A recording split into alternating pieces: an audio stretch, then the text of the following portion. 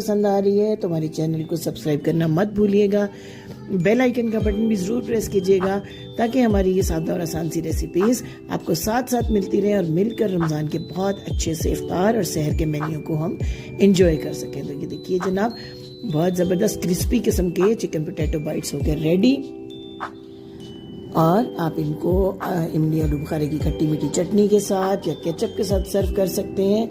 बहुत ही मज़ेदार तैयार होते हैं, बहुत आसानी से तैयार होते हैं, कम टाइम लेते हैं और बहुत ही मज़े के बेहतरीन किस्म के स्नैक ये तैयार होते हैं। देखिए कितने खुश शक्ल ज़बरदस्त किस्म के हमारे स्नैक तैयार हो गए। उम्मीद है हमारी रेसिपी आपको बहुत पसंद आई होगी। आपके हेल्दी फीडबैक का, आपके प्यारे प्यारे कमेंट्स का रहेगा इंतज़ार।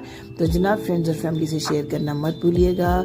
बेल आइकन का बटन ज़रूर प्रेस कीजिएगा और हमारे चैनल को सब्सक्राइब करना मत भूलिएगा ताकि हम मिलकर इस रमज़ान को एंजॉय करें। Thank you.